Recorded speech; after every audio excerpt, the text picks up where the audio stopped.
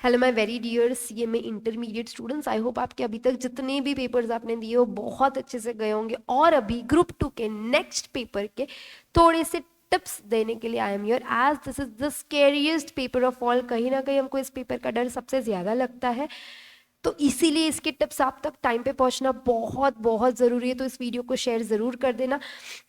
Also मैं आपको बता दूं, आपका जो एफएम और डीए का पेपर है, इसमें अगर आपको पास होना है या इसमें अगर आपको स्कोर करना है, तो सबसे बेसिक टिप तो ये होती है बेटा इसकी, कि आप लोगों को ना डीए का पार्ट अच्छे से करके रखना है। If you have done with the DA का पार्ट, ट्रस्ट में आप लोगों को बहुत बेनिफिट मिलेगा। पिछले अटेम्प्ट में भी अराउंड 25 to 28 मार्क्स का डीए होता ही है। इस मतलब डीए का वेटेज ही उतना, अगर आप ऑप्शंस के साथ मिला लो तो आप बहुत आसानी से डीए पकड़ के एफएम पकड़ के इस पेपर में स्कोर कर पाएंगे। तो डीए जैसी चीज़ तो आपने बिल्कुल भी निग्लेक्ट नहीं करनी है, ग्रांटेड नहीं रखनी है। अगर आप एफएम पे बहुत फोकस डाल देंगे और डीए को ग्रांटेड लेंगे तो कहीं ना कहीं आपको पेपर में महंगा पड़ेगा। सबसे पहले मैम, एफएम के इम्पोर्टेंट चैप्टर्स कौन से हैं? ऐसे तो मैं बात करूँ ना तो पूरे एफएम के चैप्टर्स इंपॉर्टेंट है, बट आपको वो टॉपिक्स में लिख के दे रही हूँ जो आपको एग्जाम में मार्क्स देंगे। एक होगा आपका वर्किंग कैपिटल का जो चैप्टर है, इवन दो इसके लेंदी आते हैं, आप लोगों का लेंदी पेपर हो सकता है, ये टाइम लगेगा वर्किंग कैपिटल को सॉल्व करने के लिए, लेकिन ये आपके लिए सॉल्वेबल पार्ट होता है। तो वर्किंग कैपिटल आप लोगों के लिए इंपॉर्टेंट होता है। Cash flow end fund flows आप लोगों के लिए इंपॉर्टेंट है। आपको मैं एक और बात बता दूं, अभी अभी ओल्ड सिलेबस का कॉस्टिंग एफएम का पेपर हुआ है, वो पेपर एक बार सॉल्व करके जरूर जाना, क्योंकि आपका एफएम उनके एफएम में बहुत डिफरेंस नहीं है। You must solve those question once, तो आपको काफ़ी क्लैरिटी आएगी, टाइम मैनेजमेंट समझेगा।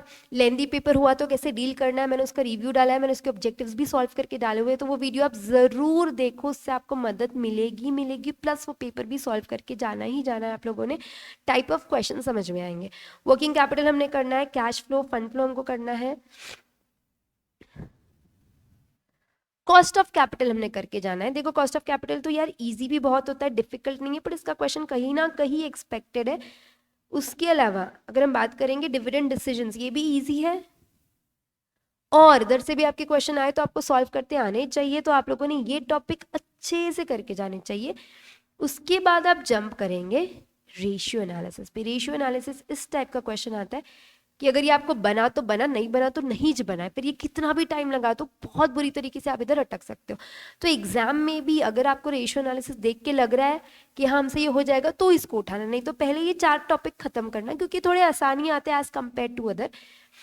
फिर हम बात करेंगे कैपिटल स्ट्रक्चर की। ये आप कैपिटल स्ट्रक्चर में इंडिफरेंस पॉइंट वाला और फाइनेंशियल ब्रेक इवन पॉइंट वाला अच्छे से कर लेना। उसके अलावा जो थ्योरीज है उसका एक एक टाइप देख लिया तो भी काफ़ी हो जाएगा आपको। फिर हम बात करेंगे लेवरेज की। लेवरेज से सच बोलूँ तो कभी एज सच बड़े बड़े क्वेश्चन देखने नहीं मिलते, लेकिन अभी के रीसेंट आपके कॉस्टिंग एफएम के ओल्ड सिलेबस के स्टूडेंट्स को 6 मार्क का बहुत आसान लेवरेज का क्वेश्चन आया था। इनफैक्ट आप वो एफएम का पेपर देखेंगे तो मोर और लेस हर क्वेश्चन हम कर चुके हैं अपने रेगुलर में as well as our marathon में, वही टाइप के क्वेश्चन थे। इसलिए मैं एक और बात बोलूँगी, अगर आपने एफएम का मैराथन नहीं देखा है तो एक बार ज़रूर देखो, उससे आपको बहुत बेनिफिट मिलेगा। सक्सेस बैच के नोट्स जो हम लोगों ने एप्लीकेशन में फ्री ऑफ कॉस्ट दिए हुए हैं उसको भी सॉल्व कर लेना, आपकी प्रैक्टिस हो जाएगी। वो वाले नोट्स यार छोड़ के मत जाना। अब हम बात करेंगे तो लेवरेज को हम साइड में रखेंगे, कैपिटल स्ट्रक्चर को हम बाद में करेंगे, रेशियो को बाद में करेंगे, working capital, cash flow, fund flow, cost of capital, dividend decision, ये आप लोगों के लिए काफी इंपॉर्टेंट टॉपिक है। और फिर अदर मिसलेनियस चैप्टर्स करेंगे। अदर मिसलेनियस टॉपिक कौन से होती है? फिर आपके वो फाइनेंशियल स्कोर्स आ जाता है, वो सारे टॉपिक आप बाद में फिर आराम से कर सकते हो। इसके साथ ही आप लोगों ने थ्योरी करनी है। मैंने थ्योरी के नोट्स भी आप लोगों को फ्री ऑफ कॉस्ट बैच में दिया है, डिस्क्रिप्शन में सब डिटेल में डाला हुआ है। सक्सेस बैच देखोगे तो भी आपको समझ में आ जाएगा। तो आप जो टॉपिक में अटक रहे हो कम से कम उसका लेक्चर देख लेना। कैबज वगैरह, हाँ आपका कैबज, ये लो कैबज भी इसी कैटेगरी में आता है। कैबज से पिछले अटेम्प्ट में भी 2 क्वेश्चन आए हुए थे, एक तो बहुत आसानी से सॉल्वेबल था। तो आपके कैबज वगैरह के लेक्चर एट मिनिमम आप देख लेंगे। थियोरी वाला जो पार्ट है ना आप लोगों का, थ्योरी के लिए आपके पास काफ़ी टॉपिक्स है। एक कैपिटल स्ट्रक्चर और आपका मनी मार्केट और आप लोगों के सोर्सेज ऑफ फाइनेंस, वो सब तो करना ही करना है। उसके अलावा आपको ये कैपिटल स्ट्रक्चर भी थ्योरी के लिए करके जाना आप लोगों को आ सकते हैं। आपको ना एमसीक्यूज पे थोड़ा सा ध्यान देना पड़ेगा। सेकंड टिप आप लोगों के लिए ये है, एमसीक्यूज छोड़ के मत जाओ। आप लोगों को तो 2 मार्क का एक क्वेश्चन आएगा एमसीक्यू क्या, और ये सॉल्व करने वाला क्वेश्चन रहेगा, तो इसको सॉल्व करने के लिए हो सकता है आपको थोड़ा टाइम लगेगा, उसकी वजह से आपको पेपर लेंदी लगेगा। जैसे अभी का कॉस्टिंग एफएम आप देखोगे ना, पेपर आसान था, पेपर सॉल्वेबल था, बट पेपर लेंदी था। तो अगर उस लेंदी पेपर को आप टैकल करना चाहोगे ना, तो आपको किसकी मदद लगेगी, आपको थ्योरी की मदद मिलेगी। अगर आपने थ्योरी की होती ना, जिन भी बच्चों ने थ्योरी की होती है उन लोगों को कॉस्टिंग एफएम का पेपर 100% अटेम्प्ट करना काफ़ी इजी गया as compare to other students जिनकी थ्योरी नहीं हुई, तो उनको प्रैक्टिकल सॉल्व करने का बहुत बर्डन था, क्योंकि पेपर थोड़ा सा लेंदी था। इसीलिए आप थ्योरी करके जाओ। दूसरा पॉइंट है, एमसीक्यू सॉल्व करने के लिए आप लोगों को थोड़ा टाइम लग सकता है। 2 मार्क के क्वेश्चन आएंगे, प्रैक्टिकल क्वेश्चन आएंगे, it's okay, it may take time, let it take time. अब आपके सामने ना जब आपका पेपर रहेगा, आपके पास 15 मिनट्स रीडिंग टाइम होता है। इस रीडिंग टाइम में आपने क्या करना है ना, किसी का आंसर नहीं निकालना है, पहले ही सुन लो, किसी का आंसर नहीं निकालना है, पर आपने एनालाइज करके रखना है। क्या एनालाइज करके रखना है कि कौन सा क्वेश्चन हम तुरंत करेंगे। जैसे आपने ऑब्जेक्टिव देखा, ऑब्जेक्टिव पढ़ते पढ़ते आपको ये तो समझ में आएगा कि इसको बहुत टाइम लगेगा और ये अपना इमीडिएटली क्लिक हो रहा है, इमीडिएटली आंसर आ जाएगा। तो जो जो चीज़ों के आपके इमीडिएटली आंसर आ जाएंगे ना, उसको आप मार्क करके रखो, beat practical, beat theory, beat MCQ, ताकि जब आपका पेपर स्टार्ट होगा ना, आपने एमसीक्यू नंबर 1 किया, 2 किया, 3 किया, 4 को लग रहा है टाइम लगेगा, अभी छोड़ो ना, बाद में करो। 5th को ऐसे लग रहा है काफ़ी टाइम लग जाएगा, बाद में करो। जितने जितने आपको पहले आ रहे हैं ना एमसीक्यूज, आप पहले उतने एमसीक्यू सॉल्व करो। फिर आप जब एनालाइज कर लेंगे, उसके बाद सॉल्विंग के टाइम पे पहले वही करेंगे जो एमसीक्यूज आपको क्या हो रहे आ रहे। जो एमसीक्यूज नहीं आ रहे उसमें आप 2 से 5 मिनट के ऊपर टाइम वेस्ट नहीं करेंगे। अगर 5 मिनट में भी आपको उसका आंसर नहीं क्लिक हो रहा है, आप आगे बढ़ो, दूसरे पे जाओ। आपके जैसे ही एमसीक्यू हो गए, उसके बाद आप जाएंगे थ्योरी पे। थ्योरी अगर आपको सारे क्वेश्चन अटेम्प्टेबल है, सॉल्वेबल है, आपको याद आ रहा है, आप पहले थ्योरी लिखेंगे, उसके बाद आप जाएंगे प्रैक्टिकल क्वेश्चंस पे। प्रैक्टिकल क्वेश्चन में भी जो आपको दिख रहा है देख के कि हाँ हाँ ऐसा कुछ किया हुआ है हमने, आ सकता है, तो आप पहले उसको सॉल्व कर लो। फिर लास्ट में टाइम बचता है तो ऐसे क्वेश्चंस आप करेंगे जहाँ पे आप अटके हुए थे, क्योंकि अगर पेपर लेंदी आता है तो आप इस सीक्वेंस में जाओगे तो आपको बहुत एक्स्ट्रा की मदद मिलेगी। उसके बाद आप लोगों के लिए अगली चीज which is very very very important is, आप लोगों ने ना रीसेंट 2 अटेम्प्ट के एमटीपीज, रीसेंट 2 अटेम्प्ट के past papers for FM and DA दोनों के लिए मैंडेटरी है सॉल्व करके जाना। प्लस जो अभी कॉस्ट एफएम का पेपर हुआ है ना आप लोगों का, दिसंबर 23 का, मैंने अपने टेलीग्राम चैनल पे डाला हुआ है, हमारे इंस्टाग्राम हैंडल पे भी है एएसी के, उसके एमसीक्यू के सोल्यूशन का लेक्चर अलग से अपलोडेड है। और उसके अगर आप प्रैक्टिकल क्वेश्चन देखेंगे तो सिमिलर क्वेश्चन हम कर चुके हैं, तो आप लोगों को वो एफएम वाला पार्ट ज़रूर करके सॉल्व करके जाना हुआ है आपके इस पेपर के पहले। उसके अलावा आप लोग सक्सेस बैच के एफएम के क्वेश्चंस जो आप लोगों को फ्री ऑफ कॉस्ट दिए हुए हैं वो सॉल्व करके ज़रूर जाएंगे। बहुत एक्सट्रीमली हेल्पफुल क्वेश्चंस है, ट्रस्ट में आप पेपर सॉल्व करते हुए रिलेट कर पाएंगे कि हाँ ये क्वेश्चन हमको आ रहा है, ये क्वेश्चन हमको आ रहा है। उसके बाद आप लोग कई बार पूछते हो कि मैम अभी इतने कम टाइम में कैसे कवरेज करें या कितना पार्ट करके जाए। अभी के पेपर्स देख के बेटा बहुत क्लियरली समझ रहा है कि एवरी चैप्टर इज इम्पॉर्टेंट।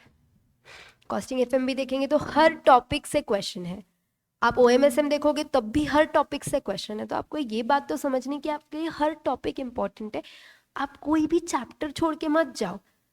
अब लेकिन छोड़ दिया है तो ठीक है, अब तक अगर आपने कोई एक पर्टिकुलर टॉपिक है जो टच ही नहीं किया है तो मैं इंसिस्ट नहीं करूंगी अभी एक दिन में वो टॉपिक पढ़ लो, लेकिन रिवीजन करते हुए आपने जितने टॉपिक्स की पढ़ाई की सारे मैक्सिमम टॉपिक्स आप रिवाइज करके जाएंगे।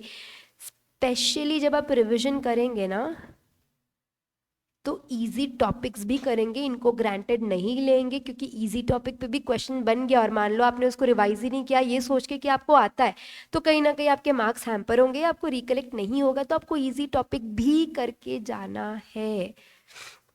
हर टॉपिक इंपॉर्टेंट है, हर चैप्टर इंपॉर्टेंट है। हर चैप्टर में से अगर आप रिवाइज करके जाते हो तो आपको कोई ना कोई चैप्टर वहां जाके इतने अच्छी तरीके से मदद करेगा जो आपका कॉन्फिडेंस बिल्टअप करेगा। मैम पेपर टफ आता है तो क्या? पेपर टफ आता है ना, मैंने कॉस्टिंग एफएम के स्टूडेंट्स के लिए भी बोला था, आपको आपके क्वेश्चंस ढूंढने उसमें से, एंड ट्रस्ट में आपको पास होने जितने क्वेश्चंस वहां से मिलेंगे ही मिलेंगे, दैट्स माय गारंटी। लेकिन आपको वो ढूंढने पड़ेंगे। अगर आप पैनिक हो गए, वही हो जाता है, ब्लैकआउट हो गए, हमको कुछ याद ही नहीं आ रहा था, ये नहीं करना है आपको। मेरे लिए 3 घंटा पूरा उस पेपर में बैठना है, कैसा भी आने दो, कितना ही बुरा आने दो, लेकिन आप 3 घंटा बैठेंगे, आप दिमाग पे जोर लगाएंगे। पैनिक होते तो 5 minute breathe in breathe out करने का, पानी पीने का, एकदम बच्चों जैसे मेच्योर एक्ट नहीं करने का। आप लोग इंटरमीडिएट एग्जाम दे रहे हो, वेरी प्रोफेशनल एग्जाम, तो आपसे वही एटीट्यूड एक्सपेक्टेड है। फिर वो सिंपैथी फैक्टर बाद में कि पेपर डिफिकल्ट था, उस 3 घंटे के टाइम पे you are not going to get any kind of sympathy. उस टाइम पे आपको बहुत अपना दिमाग जगह पे रखना है। नहीं है तो पानी पियो, ब्रीद इन ब्रीद आउट करो, 5 मिनट का ब्रेक लो और पेपर अगेन सॉल्व करना स्टार्ट करेंगे। अगर पेपर डिफिकल्ट आता है तो उसमें से आपको आपके चॉइस ऑफ क्वेश्चन निकालने हैं और मिलेंगे ही मिलेंगे जो आपको क्या करवाएंगे, उस पेपर में पास करवाएंगे। पेपर कितना है, बहुत डिफिकल्ट आता है तो कहीं ना कहीं आपको अपने वही क्वेश्चन ढूंढने में थोड़ा दिमाग लगाना पड़ता है, क्योंकि हम अटक जाते हैं कि हमको ये भी नहीं आ रहा है, ये भी नहीं आ रहा है, फिर हमको लगता है कुछ ही नहीं आ रहा है। 2 मिनट शांति से देखेंगे, एक क्वेश्चन सॉल्व करेंगे तो कॉन्फिडेंस के वजह से आप बाकी के पेपर भी सॉल्व कर पाएंगे। तो you have to be little bit aware. अगर आपका पेपर आ जाता है लेंदी, अगर लेंदी आ जाते तो प्लीज़ पहले थ्योरी पे ध्यान दे देना, प्रैक्टिकल के पीछे मत भागना। और 15 मिनट देख के आप एनालाइज तो कर ही सकते हो कि आप लोग थ्योरी ज़्यादा वेटेज में, मतलब आपके लिए थ्योरी ज़्यादा डोमिनेटिंग है या प्रैक्टिकल, तो आप आराम से उसको सॉल्व कर सकते हो। तो आपने थ्योरी पहले करने हैं, एमसीक्यू पे ध्यान देना है, फिर आप लोग किस पे जाएंगे, प्रैक्टिकल पे जाएंगे। बट अगर पेपर इजी आता है ना, सिली मिस्टेक मत करना ओवर कॉन्फिडेंस में, ये भी ध्यान देना। बच्चे लोग ये भी गलती करते कि सब आता है तो उस चक्कर में कुछ ना कुछ गलती हो जाती, तो आप लोगों ने सिली मिस्टेक बिल्कुल भी नहीं करनी है।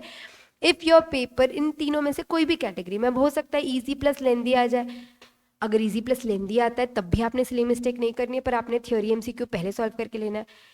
लेंदी और डिफिकल्ट आ गया, यानी पेपर बहुत ही कठिन आ गया, तो आपको आपकी चॉइस ऑफ क्वेश्चन जो आपको मिलेंगे ही मिलेंगे, that's my promise to you. लेकिन आप लोगों को बस अब से आपका जितना भी टाइम पेपर के लिए बचा हुआ है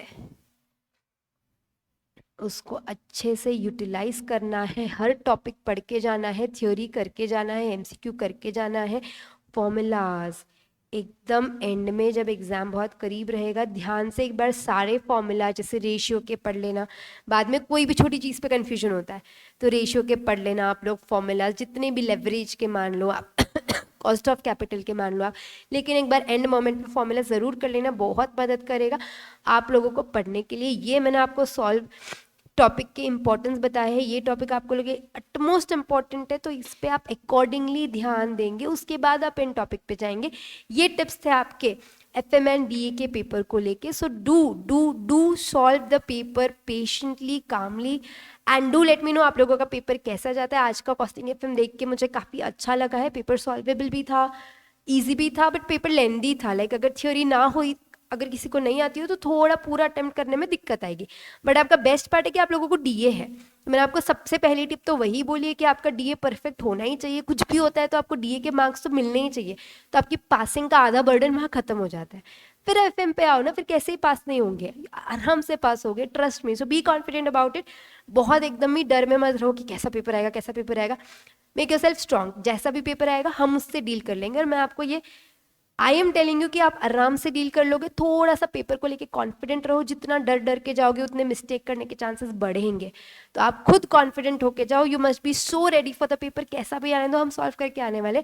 और अगर आप ये एटीट्यूड बना चुके हो, नहीं बना चुके हो, तो मेरा सुनने के बाद बना, कमेंट बॉक्स में जरूर बताएंगे। If this tips were helpful for you all, do like the video, do share the video. All the very best for all the upcoming papers including एफएमडीए।